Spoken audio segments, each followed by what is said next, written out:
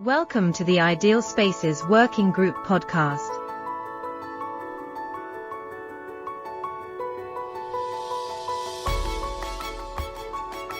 So stratification, we talked about tribalism briefly, and that's a way that's, people are moving geographically and then they're kind of putting a virtual wall around their new space and they're trying to lock in the condition. So what we find in the United States is fierce opposition to the goals of, say, de-escalating stratification. There are examples you can see in almost any condition. So, for example, in California, which has a strong culture of individualism and single-family homes, there have been law after law or effort after effort to say around any kind of transit hub where you can have a higher level of transportation other than a car, and we should be building higher density. We should be putting apartments, right? We should be having multifamily buildings there.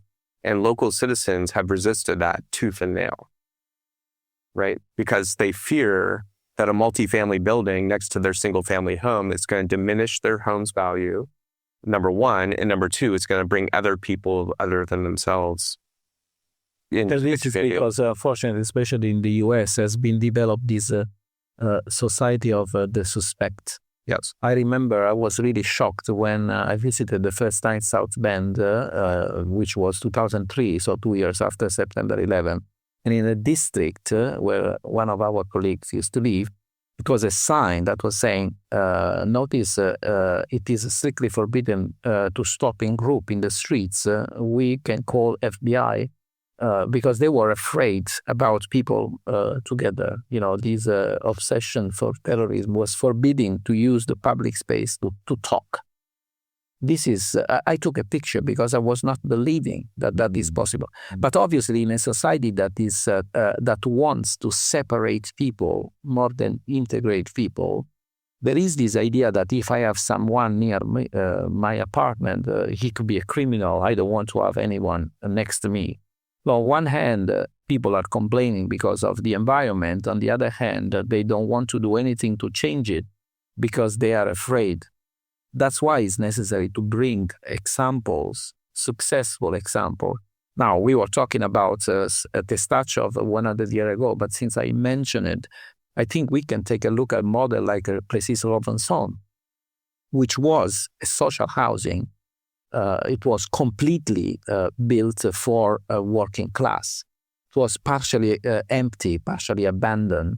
But now, this district, you have a fantastic mix of social classes. We have 43% of the houses that are social. And nobody's complaining. I remember I was there for the International Making Cities Livable Conference 2 years ago. And walking into the park, I met a lady with a baby. And she saw me taking pictures and she was saying, "What are you doing? Do you like it?" She was very proud. I said, "Yes, I like very much. We're here for this conference." I said, "Yes, I moved here with my husband. We rented an apartment, but we fell in love. We believe that this is such a dreaming place that we decided to purchase our house and live here for the rest of our life." And this is a place where you have an incredible mix of social classes, but anthropologically speaking, because this is another great achievement of the earliest 20th century, and it is something that was well analyzed when Testaccio was built, it was anthropologically demonstrated that when you live in a group, and there is someone that is just a little bit more, let's say, wealthy than you, and then there is one that is richer and richer and richer, whoever is on one level tends spontaneously to emulate the behavior and the habit of the one that is just one step above, because that is something that could be the same masked if you want, but this is not to mask, it's simply to try to do anything possible to appear not different, because nobody wants to appear different in bad. Maybe you want to appear different in good. And this is the reason why they made this phrase, la casa sana educatrice, because they understood how this kind of environment, this kind of building that was stimulating the sense of belonging and were making the social mix, was also changing the behavior. That's why it's the Committee for the Moral and Economic Improvement of Testaccio, because it was some kind of system of self-education that is happening in community when you have the mix of social classes. That's why it's completely wrong, and I'm going to repeat up to the end of my life that I was horribly disappointed in a conference I've been in Seattle a few years ago, where they were promoting as an excellent, good example of respect the idea of designing a district for the Latinos, district for the Black, different from whatever. Because the more we created this ghetto, the more we crystallize the problem, the more we make these people suspicious of the others, the more they refuse the other, the more we provoke a war among poors, instead of understanding that if I'm Black, I need to be together with the other. I don't need to have this bitterness against those that are obliging me to live in this condition, because we are all humans, independently from religion, independently from color, and we need to produce a society that is hosting everybody, because we are belonging to the same animal, the same spice, and the same planet. So we need to share the world, as John Lennon used to say. As regards right, this is the wish, no? And this is the ideal to be achieved. No? On anthropological grounds, the other point is this group building, as you addressed it, we versus the others. No? And it's a realistic anthropological move and tendency, you know, that also for identity and community, you know, that I as an individual being must have the feeling, the sense, the impression that I belong to some people that are similar as I am. Huh? Not in material terms necessarily, but in terms of mindset, of understanding, of sensitivity, of interests. Huh? And the point of the dialogue, as what we addressed yesterday, with this ethos, as the place can really make a certain way of a behavior and understanding. The point of the dialogue is, am I, as member of this community A, no, able and willing to enter into a dialogue with a member of community B? And then we keep open. And then we have, in a positive sense, a testaccio. And the question is what has to be done in terms of frame conditions, also in architectural frame conditions of the built space, but also in architectural conditions of the social organization, of a social organizational framework. This is architecture too, despite invisible, in order to ensure this for dialogue between different groups. No? So when we talk about the imperative of the environmental questions, and we talk about the stratification, like the polarization is what the word we're using in the United States right now as a constant phrase. We are polarized. We're on this side or we're on that side.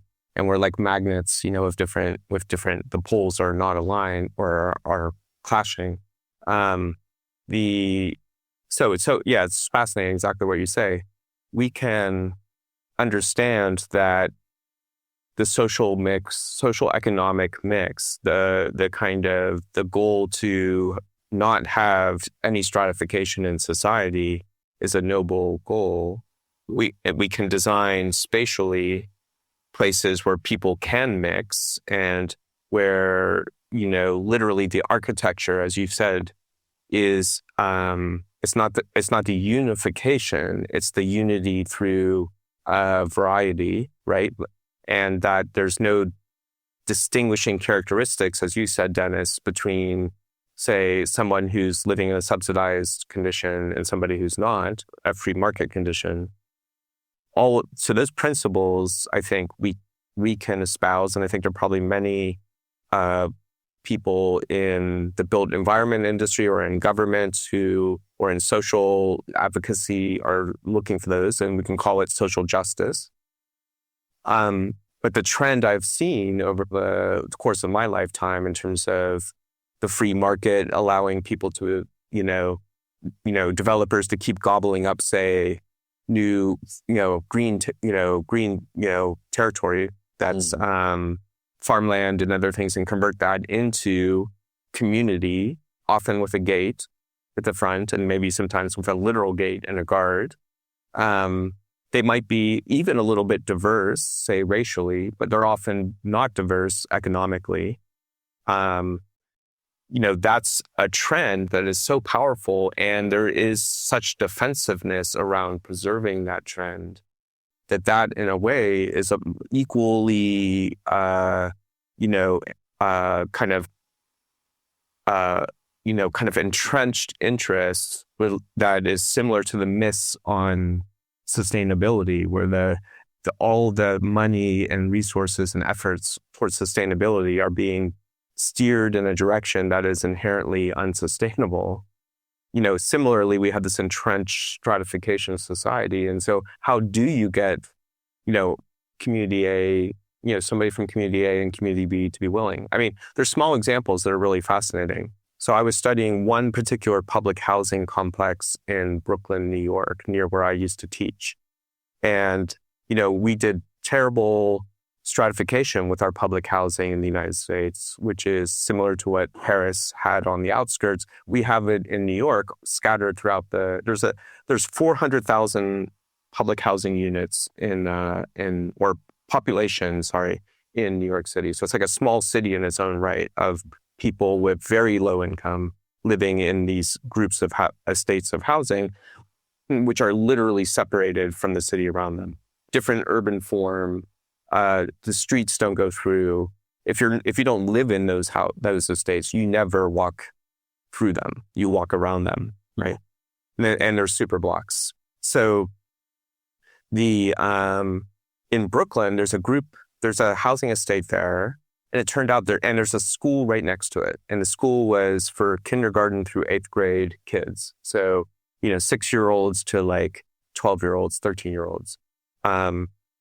And in New York, those kind of schools are zoned based on a geographic area. So that school was geographically zoned only for the public housing. So all the public housing kids, unless they went to, say, a Catholic school or some other type of school, they went to that school. But then all the other neighborhoods were sending all their kids to another school.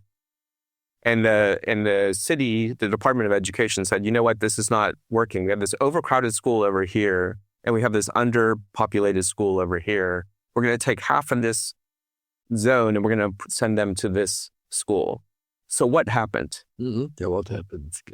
Explosion of emotions on both sides. Nobody wanted to integrate. That the public housing residents didn't want these new families with much higher income, different color skin. They said, you're going to come to our school and you're going to try to change it so it's good for your kids and not for our kids. Our kids are now going to be losing attention and so forth. That is always a question of creating a cluster, which is a cluster of different. Yes. Instead of having the mix, as the law said in Rome 100 years ago, if you facilitate the integration, the entire society will be in debt. Yes. Something that was also, since you were talking about the school, something that is completely unknown. Yes. Especially for you as American, because in your country, this is very popular. When Pirani, when Palamo were building this district, because also the district San Lorenzo was one of these, together with this, among the many different thinkers of those days, it was a lady that was doing something very, very smart. Because Pirani used to say, our courtyard are not secondary spaces where just windows are facing, a secondary function are facing, but are extension of the public realm into the block. And these spaces are hosting other fundamental functions, like, for instance, nursery, kindergarten, right? So Maria Montessori was working hand in hand with the Pirani and Talamo, building the kindergarten on those days called La Casa dei Bambini, the house of children, into the blocks, to make these blocks really like a piazza, like spaces, with the little building designed on purpose for kids, because they understood that the city to work needs to be provided with all the functions for all the ages. So it was the school for the children, the school for the elementary, et cetera, et cetera. So it was important. But this was working also because those people, those kids that were going to the school were belonging to, the working class family, but also the white collar family, the middle class. Yeah. Obviously, it was not the super rich that was living there, but this was facilitating the integration, was zeroing the cost of construction, as I mentioned. It was a perfect system that was perfectly performing to create the real sense of community.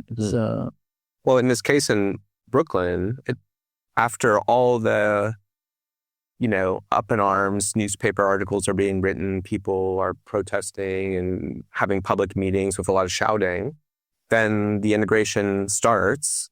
The Department of Education was not deterred. They said, we're going through with this no matter what. And then it went silent. So in essence, the emotion was the fear, but after the change occurred, then, the emotions subside. And I think then the community starts to get together and make it work.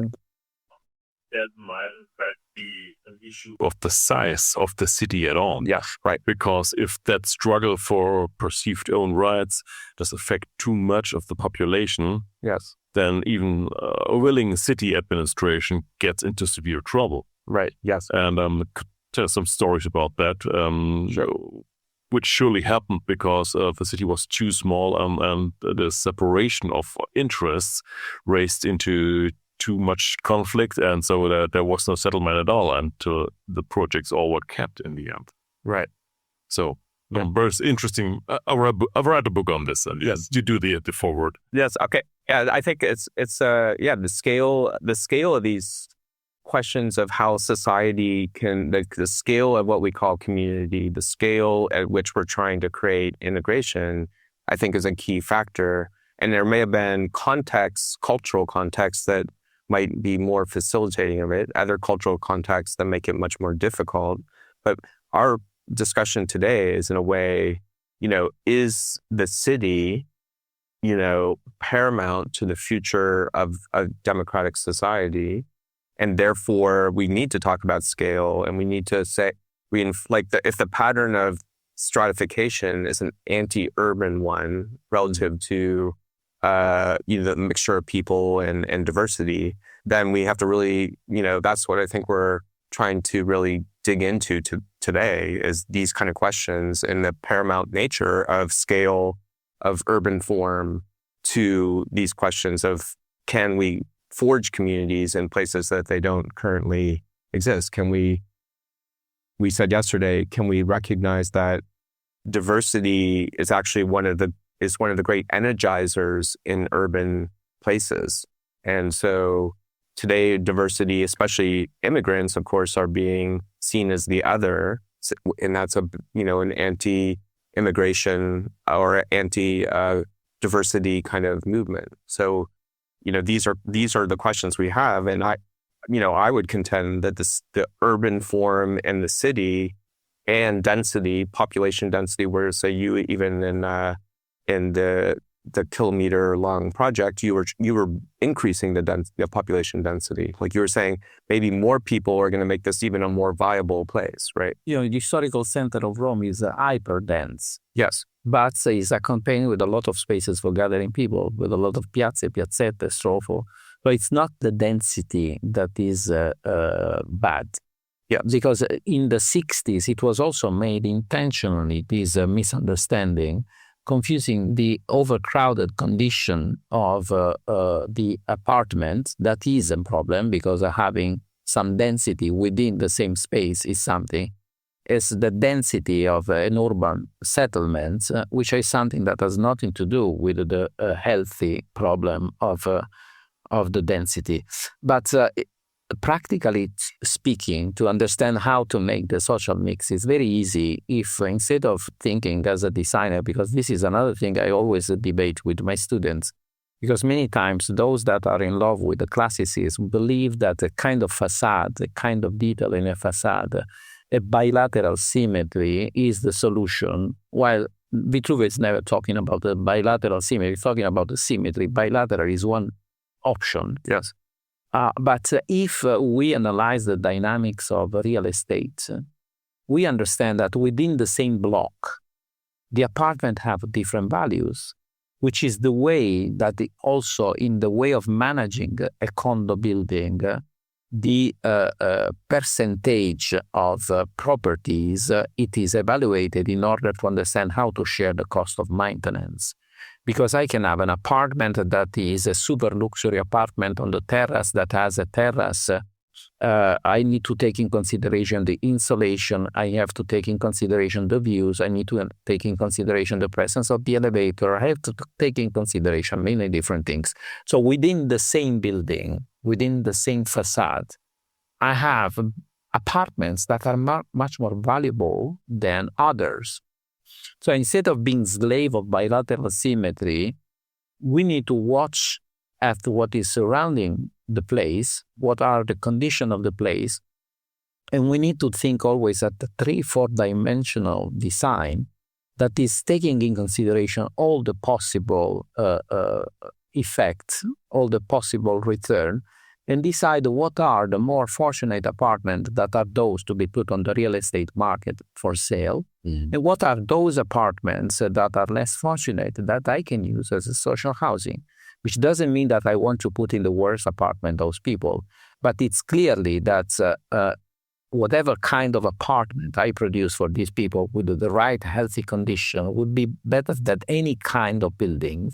And at the end, they are going to share the same space and they're going to have a completely different behavior because they are sharing the same spaces. If I build in the same urban intervention, building for wealthy people and one building only for the poor, I maintain at a smaller scale the same problem of the ghettization. I need to share. And because of the completely different condition within the same block, it is much more profitable to share spaces and put the different families in many different buildings rather than put all together within the same block.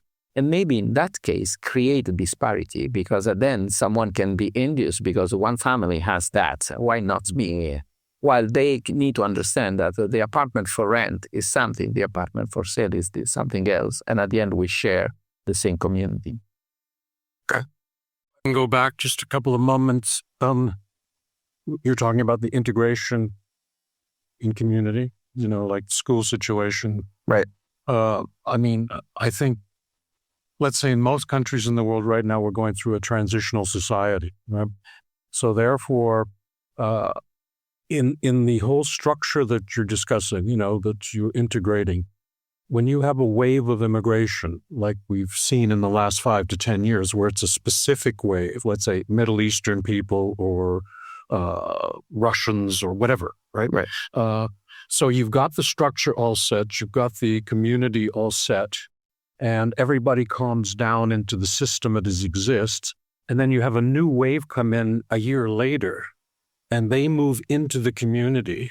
Right. And they're not accepted by maybe most people because they're a separate community again, maybe with their own language mainly, their own community, everything. Right. Then how do you vary the established plan or the educational plan, let's say that the education department, to integrate these people better and make them more part of an overall community?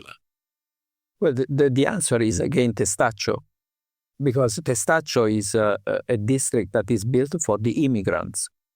They were coming to Rome from Calabria, from Puglia, from Basilicata, from Emilia-Romagna, from Veneto, because even the part of the north of Italy was poor. and they were hating one each other at the end. That's why it were all these conflicts.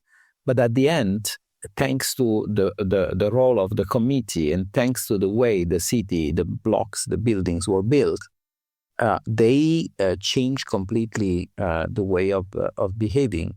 They were mixed together with the middle class. They were not separated.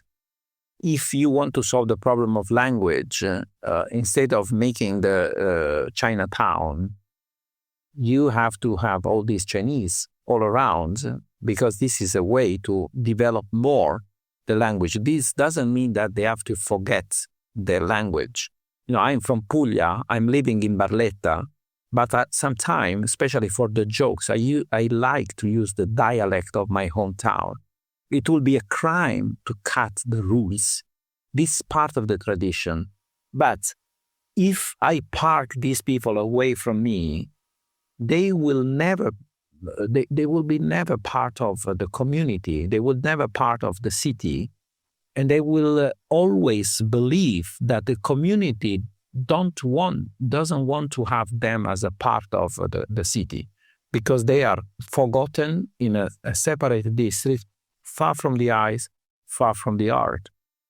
If we simply think of the importance of making the integration, we can have a more justice society, because at the end, obviously, even for defending themselves, they can develop behaviors that are aggressive simply because they feel ignored, they feel invisible.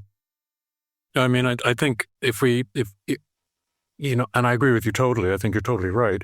But I mean, in Germany here, for instance, in specific areas, we know that there's a Ukraine-Russian war going on. There's an infiltration of, let's say, maybe up to 2 million Ukrainians that have come into Germany, which is not a problem. But in certain cities, they've organized themselves so that they have people finding apartments for them, finding everything. And they are basically pushing out in the view of the local resident, like the local German, let's say, if I can use that. And you hear conversations, they're taking away our city, they're taking away our culture. I understand integration, and I totally agree on integration, but how do you overcome this? And the other problem is, if the war finishes and after this integration, all these people leave and you have all this empty space again, how do you reincorporate all that so that there's no change in the societal structure of the town that has been changed? You understand what I'm saying? No, I understand perfectly. In Italy, we're experiencing the same. The problem is not that much the one of the immigrants, but is the one of locals, especially the politicians that are provoking racism. Because in Italy, we have also members of the government, which are horribly racist. The Lega Lombarda is a serious problem, and we have the minister Salvini, which is a person that is not racist only against the foreigners, but is also racist against the Southern. Because I remember a few years ago when he was hoping that the Etna was going to destroy Sicilians, or Vesuvio was going to explode and destroy Naples. Unfortunately, we have these people which are the real problems, much, much more than the immigrants. There are people that are saying that they are going to steal our job, while we have locals that don't want to make the job. Because as we said yesterday, the maximum ambition of human being today is to become a parasite. And this is the maximum ambition of the wealthy people. Because the young people that are addicted on internet, on TikTok and on Instagram understood. And as we said yesterday, it has been created a university to have to become an influencer, which is insane. These are the real problems that are causing the other problems. We are always blaming the poor because those people like Salvini in Italy are provoking the war among poor to maintain their privileges.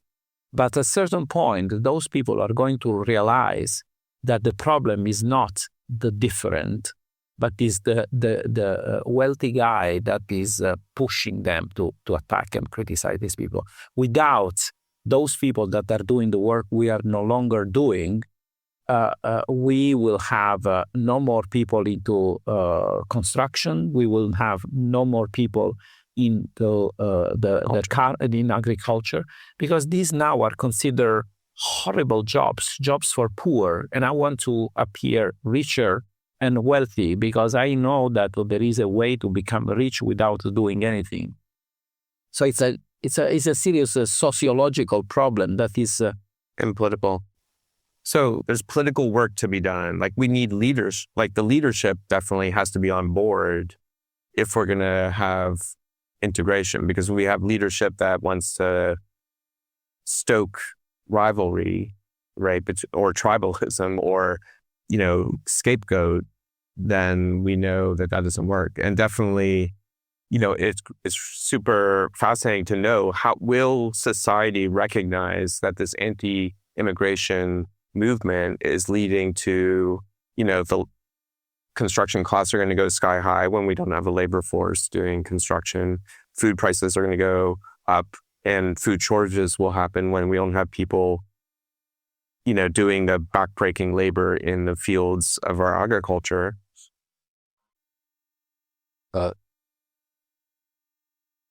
And, if you go to any kind of hospital assisted living, things like that, the people that are taking care of, doing the very tough jobs to take care of people in a nursing home or something like that, they're also losing they're also being pushed out. There are other problems that are completely, partially, more than completely unknown, because it has been officially declared in Italy by many politicians. Yes. That due to the fact that the population is getting elder. Yes.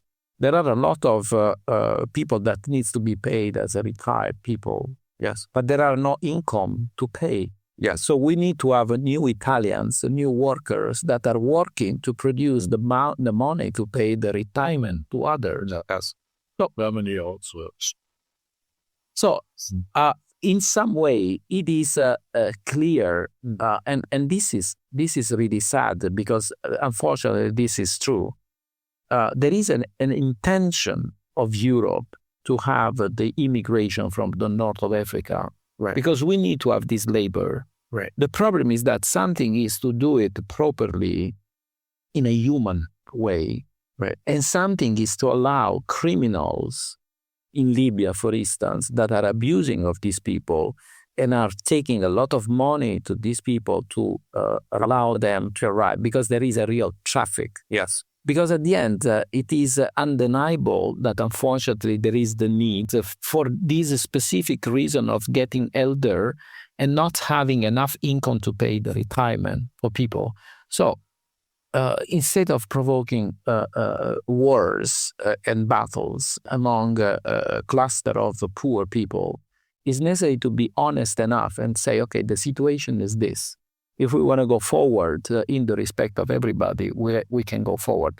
Then obviously, I would prefer, not because of racist reasons, but simply because I think cutting the roots of a person is a crime. I would prefer that these people will be not forced to leave their own countries, and they can stay where they were born until they don't decide on their own to move. Because something migrates for needs, and something is to migrate because you want to do it. That is a difference. That's a bit different. Independence, it's an important point, immigration, and the demographic development in Western European countries is also an important point, also in regards to a community. A community presupposes some people alive to live in this community, and of mixed age. Now, this would be feasible. Yes. And this can be a problem. Another problem is what you addressed as a society of parasites, and the new or the ideal to live like a parasite. fostered by the social media. And when I want to live as a parasite, I do not need community. That's it. No? There is no common good, because for a parasite, the very idea of a common good is not relevant. What we do with these people. Yeah, so our major discussion before our break at 2:30 in just a little bit is community but also spatial representation of community, urban forms supporting the concept of community, the idea of, say, a public realm, whether it's the piazze of a network or it's the block structure that allows for this public intertwining within the block or semi-public space within the block. The questions of density and configuration, like the example of the kilometer-long housing, is like the line that's currently being built in Saudi Arabia, which we can only imagine is going to be a sociological. Stop that. Thank goodness they stopped. They did stop it. Yeah, but in any case, they did too much already. Yes. So the these are conceptual ideas that have no reflection of the spatial. There's a necessity of spatial form, urban form, that situates people in ways that they can interact in a way that we call community. Would you agree with that? And how do we describe that? Yeah, go on. Please. Well, a very short side note is this urban form relates to the idea of Gestalt. Right. Yes. Okay. Well, the shape or the form of urban settlement, it is changing country by country. Right. In my opinion, it has been a mistake made also by some of our colleagues that are working in classical traditional urbanism and architecture to decide that a model, which is the model of the Italian medieval Renaissance city, it is valid for all around the world. Because if I analyze an English traditional city, there is not a network of piazze and piazzette, but there is the main street and the market piazza. Right. So this kind of cultural colonization made because of ideology is wrong.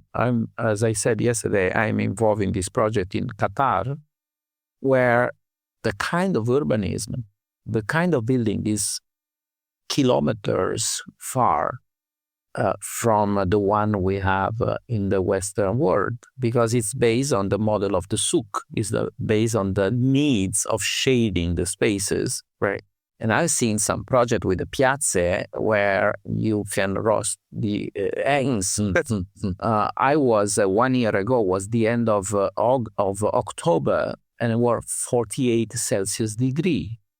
So we need to understand that places are different, and that urban settlement have been realized by the wise people to resist, to survive in this specific condition. For instance, I visited a city in Libya, Gehmann, which I hope is still existing, because unfortunately with the war of 2010, I don't know what happened in this place that was also UNESCO protected. It was built in the dune of the desert. And I found a fantastic place with a good thermal condition, because the city was partially sunken.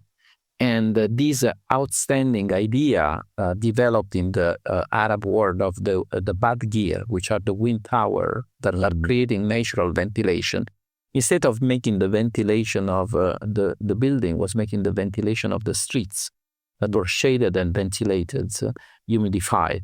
So outside of the city were 50 degrees, probably into the city were not more than 28, 30 degrees, without using any kind of energy. Yeah. So every place has developed the specific conditions that could be urban condition, but also architectural condition. For instance, these I mentioned, but if I simply compare the neoclassicism I can have, Baroque and neoclassicism we can have in the southern part of Europe, and the one I can have in Russia or in Sweden, there is a big difference. In these places where you have so much darkness and so much livid condition because of ice, because of snow, they have psychedelic colors on the building, which is something that is defending our eyes to contrast the bluish gamma of light. Mm-hmm. If we don't understand that there is no possibility to have one language that is valid for all over the world, we don't go anywhere. So we can be classicists, but we can be wrong classicists, like neoclassicists. Many Beaux-Arts, not the neoclassicists, did. Yes. Saying that, when we design, we need to always to understand that spaces have been designed according to these needs, but also according to the needs of respecting the countryside. Yeah. Because the countryside used to give the possibility to survive first. Yes. And the human scale was the center of gravity. So human scale means that we need to design, we need to shape the voids according to our needs. We need to understand what is the right ratio according to the climate condition. What is the right ratio between the width and the height of a space? What is the right distance between one space and the other? And this could be something that is influenced by the needs of having the proper way of gathering people simply to spend time, or as the outstanding design made after the eruption of 1669 and the earthquake of 1693 have been developed in the south of Sicily, where for seismic reason it was made some master plan, or made a series of master plan that is urbanism for seismic region, creating a rhythm of spaces that are dimensioned on purpose to gather people and save lives in case of collapses of buildings. So there are many things that needs to be taken in consideration instead of thinking that I have a solution, universal solution that is valid for everybody. So we need to make case-by-case studies, whatever we do. And as I always say to my students, the first thing to be done is to design the edges. Because in the ancient city, you have the city walls that used to be to protect from possible enemies to come. Probably now we need to have a kind of idea of the city walls to protect the countryside from the expansion of the city. Because if we understand that the right dimension, as Gustavo Giovannoni demonstrated 100 years ago, and more recently, Leon Krier was defining the city of the 10 minutes walk, which recently has been extended to 15. We don't know for what kind of reason. But, maybe to write a new book, you can make, I'm going to do the 12 minutes. Okay, good. 12 and a half, be in between. Yes. So, if we know these things, not because of ideology or theory, but because these have been well tested, and this is not something that is referring also only to the ideal way of living, but is also referring to the cost of maintenance and managing places, we can understand that instead of having, like in Rome, as I said yesterday, a crazy place with no respect of the public road, and even the more recent piazza are ridiculous, ugly spaces.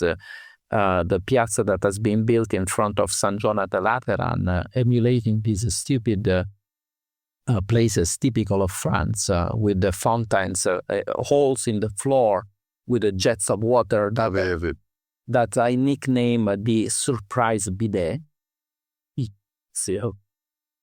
Which is it? Very appropriate, yeah. It's we need to understand that the construction and the maintenance of paving pattern is fundamentally important. A paving pattern that is the carpet where you are invited to walk. It's something that is respected. It's something where no one is going to trash anything on the floor, because really it is in some way intimidating or educating you.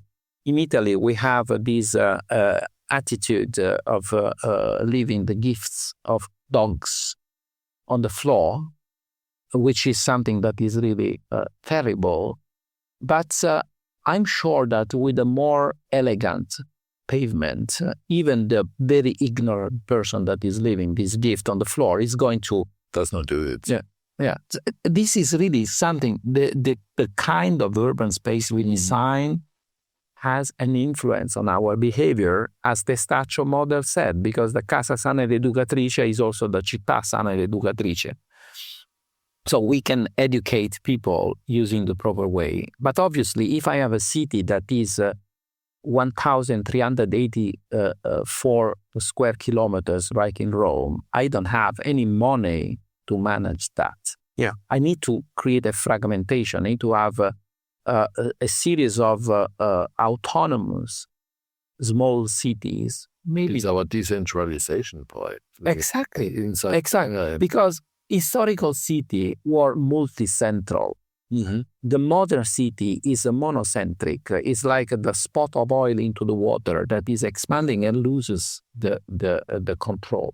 So the design of the edges is fundamentally important. The design of the stroll is fundamentally important. Now, if you are thinking about something to be scratched from zero, the views to be frames is the one that can influence the way I'm designing the city. If I have some space, if I have some specific building that can work as a landmark to attract and redirect, is something I have to take in consideration.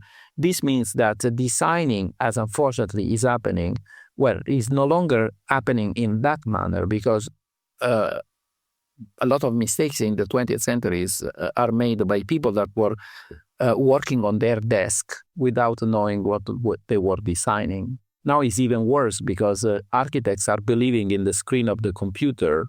And if on the computer with the rendering, they can have vegetation that is growing vertically on the walls, they believe that that is doable.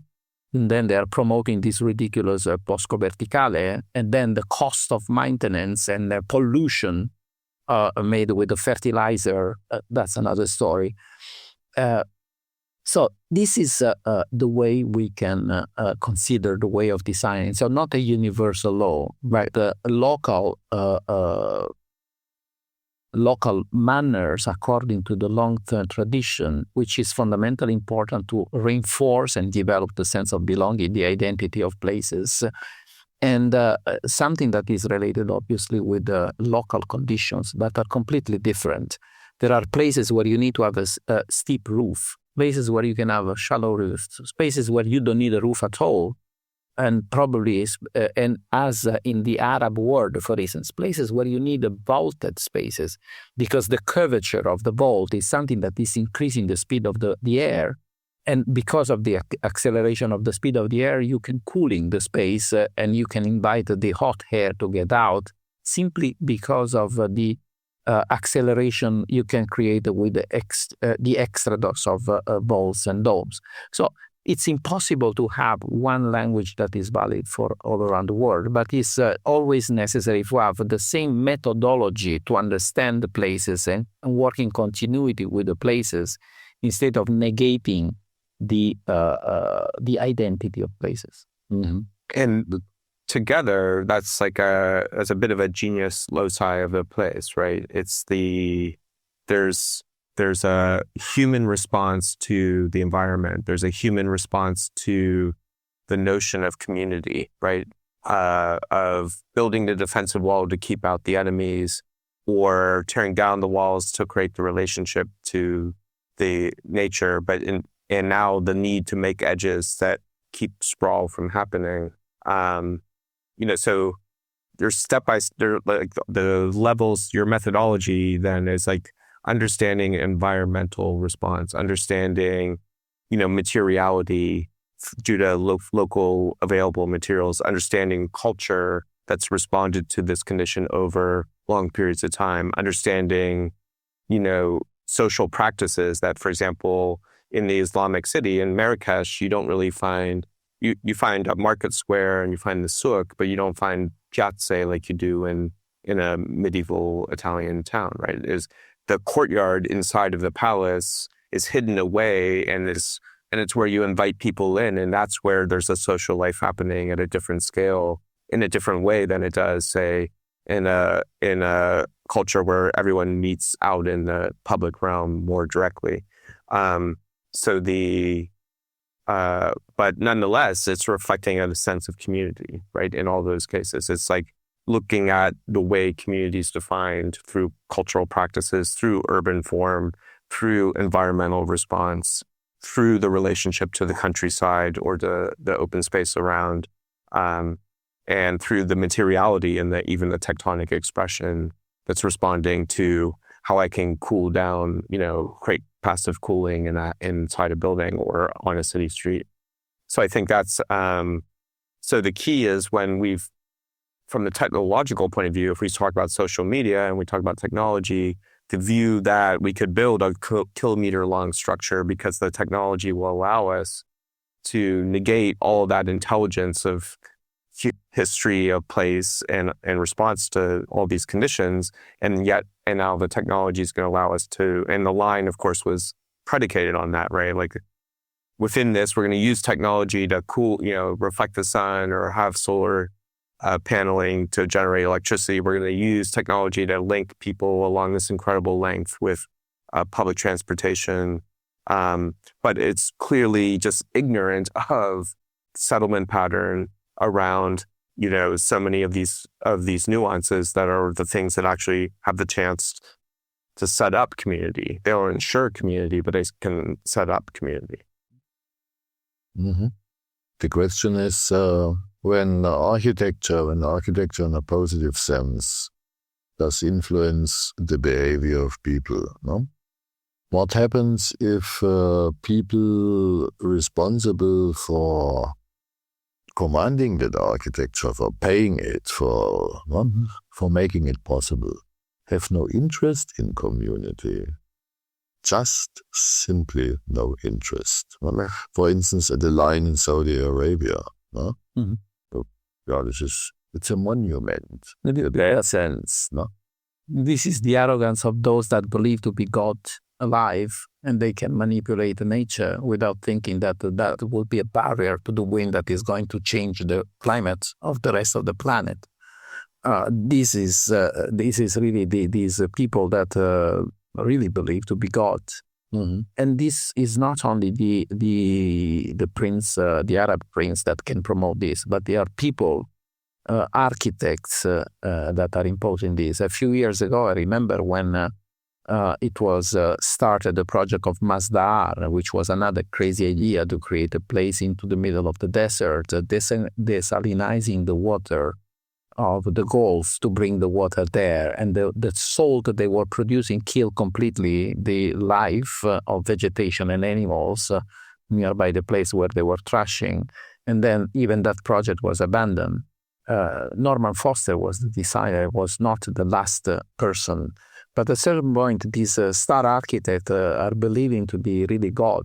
Mm-hmm. They can manipulate. The guy in Italy that is making the vertical forest is another one. Yeah. And then there is the problem of the city built in China by the same person that now is abandoned place because this kind of vegetation brought in a climate where this is wrong. It is the place where the worst kind of insects are attacking people.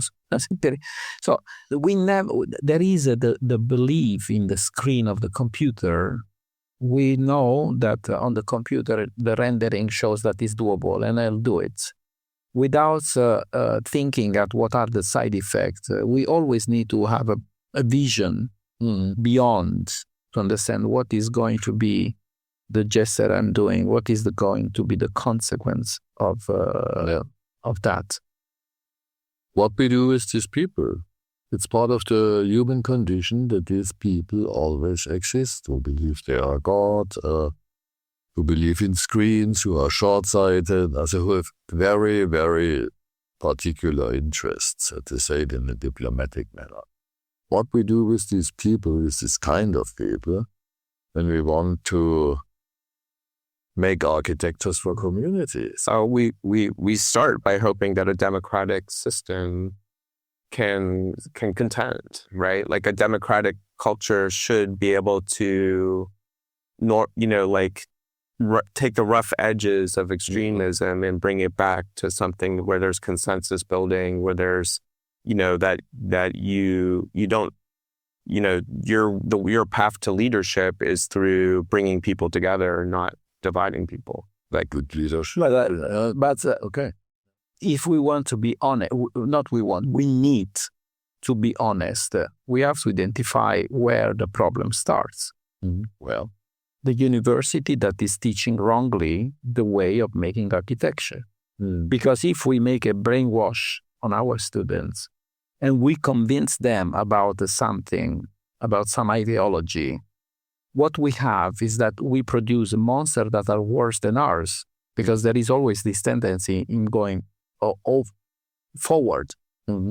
And this is what happened after Second World War with a dogmatic teaching that was forbidden to do something that was acceptable, and it was imposing the needs of being weird. In Italy, we have the word famolo strano, let's do it weird, which looks like the slogan of any modern architects, that in order to appear, in order to show that she has his own manner, does weird things like Frank Gehry, like Zaha Hadid, like Rem Koolhaas. And this theory brought people like Rem Koolhaas in the 80s. He's so popular architect, but he became popular because his slogan in the 80s was "fuck the context." This is crazy, We are considering as divinities these people that did probably some special treatment by psychologists. And these theories are those that the School of Architecture are imposing to the students. Mm-hmm. I remember when I was a student, when it was not possible to pass the exam of design until you were not doing exactly what your professor were asking about, which was not based on logic, but it was based only on ideology. Mm-hmm. It was made the theory of falsification of history much earlier. And step by step, it was developed this idea. Yesterday, we were talking about this crazy theory of the New Jerusalem classless society, which was exactly the opposite of what really was to be done, was going to be done. So if the schools are brainwashing students, there is no future, because we are never going to have the right people that are working as the right advisors, because we can blame politicians up to a certain point, because a politician needs the advisor that is the expert of the matter. Mm-hmm. And if the expert of the matter is a crazy person that presents the problem in some way, the politician is going to make a mistake because he believes in the person that he trusted. I would like to remember that in the end of his life, Le Corbusier wrote something that is really funny, because he said that he spent 42 years of his life on the problem of Paris, which, as a problem, Paris. Right. And the problem of Paris for him was the creation of la Cité for 3 millions des inhabitants. So it is a city for 3 million of inhabitants. That was the Plan Voisin. Voisin was the car producer that sponsored that project. And he tried all his life to do that. And he said at the end of his life, politicians in this country, in these cities, were very ungrateful, because I spent all these years, they never allow me to do it, and they also called me barbarian. Come on, it's like the guy that is driving on the right side of the highway and is listening. There is a crazy guy that is driving on the highway in the opposite direction, saying, it's not only one, I'm surrounded by. Because he refused that he was wrong. All the rest of the world was wrong. And this is unfortunately the way many architects are doing. And if we are in this condition, it's because of 80 years of wrong teaching that created some immense mass of archi-criminals. No. So it's necessary to change completely the system of teaching, not because of ideology, because of real needs, because we care about the planets, we care about human beings, we care about the real needs, and it's the time for crazy ideology is over. Right. So the care of the built environment is that's real. We're gonna take that snippet alone and publish it. the care of the built environment that Ettore is showing great passion for, has been, turned upside down. And Le Corbusier was drawing it for Paris. In New York, we'd always use the World's Fair with the Futurama.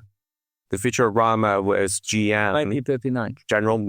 General Motors, built this pavilion in Queens, and it had people would sit down in these chairs, and then they would be moving along a very slow track, and they'd have this glass in front of them, and they'd be looking down to this model of the future city.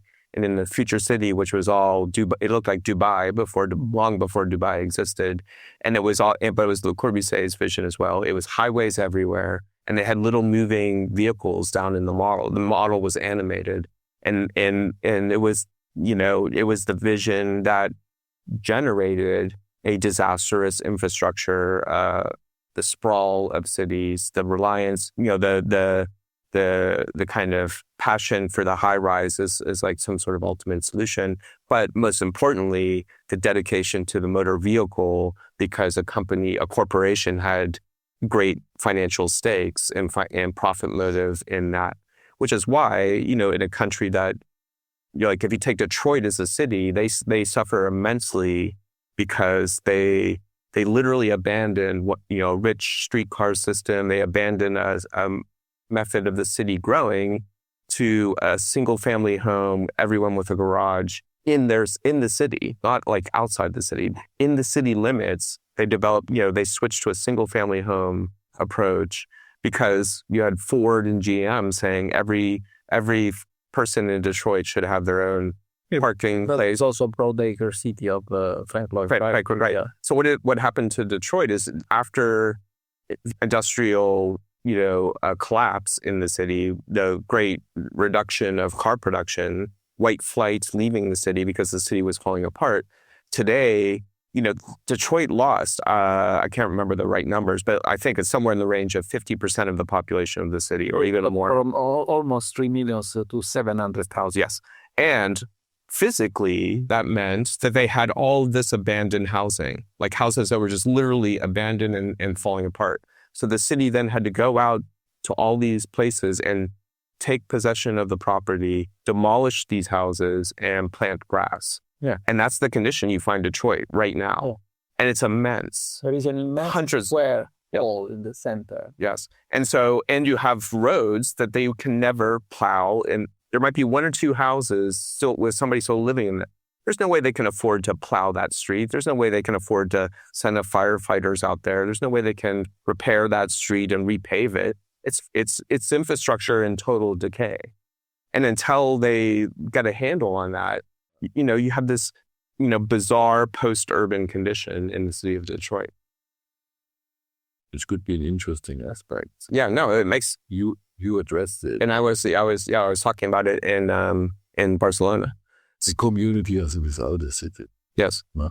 In post-urban conditions, this Mad Max scenario is, Mad Max 1, the civilization has been fallen down. Right. We have remnants of a centralized order, but only remnants. No? Many areas are off limits, as this is at the age after the fall of the Roman Empire. No? It feels like it.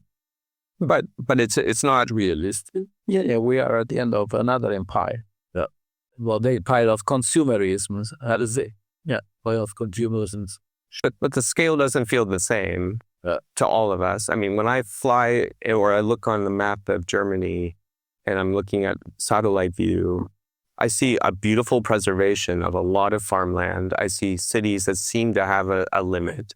I see little pockets of density, but huge amounts of zone of productive land. And it's not it's not white clay. If you fly from Miami to Boston, you're not going to see many places that look like that. Yeah, but that is, yes, as I said, the USA is the place that suffered more than all the others because of Le Corbusier and Frank Lloyd, right? The theories of using the entire land because you had a lot of land. Yes. Which was belonging to the local indigenous, but that's another story. Yes. And so it was no idea, no reason to work with something that was compact, because that was the theory made for car producer. Yes. And the car producer purchased all the public transportation to dismantle and make the American addicted on cars. So and reliant on USA, and that was also possible because of this idea of properties that in the US is different from the Europe. And that's why Europe probably resisted a little bit more than the drama of the USA. But since we were talking about these things and we were talking about the future, you were mentioning Futurama, which is a fantastic things to be known. I think there is something recent that was one of the most incredible message delivered by the Disney. It was the end of the 90s. It was a cartoon, which is, I think, the most important lesson delivered to our society, obviously to children, because that cartoon is for children to think about the meaning of life in some way, and to give a warning message. Because I don't know if you are familiar with this movie that is called WALL-E. Yes. It's one of the greatest lessons because it talks about the world, the planet Earth, that has been polluted at such an incredible level that the entire population has been forced to take some spaceship and spend time into the space, leaving some little robot that is a mechanical garbage box that is left on the planet Earth to check if life is back. When he finds some plant that is boarding, he sent a message to the spaceship to say, hey, you can come back. But the computer, the system, is trying to plot the message, to block the message. But what is the great message, which is a specific message to the American society, that because of this addiction on car transportation and the sedentary life, it has some level of obesity that is extremely high. So those people that are living on the spaceship are all horribly obese. They are living on these kind of floating chairs, and they are not doing anything but that. And when the message arrives, what is interesting is that before coming back to the planet Earth, first of all, they have to read a book because they are no longer reading. And the book is a book that is giving them the know-how, how to live as humans. And the first thing they have to learn is that they have legs. They didn't know that they had the legs. And they need to understand how they can walk. I think this is an incredible message that is has been completely taken, forgotten, not taken in consideration. Not as powerful. But that is really the message that shows where we are going to arrive if we don't stop and we don't understand that the American lifestyle of the last century has been completely wrong.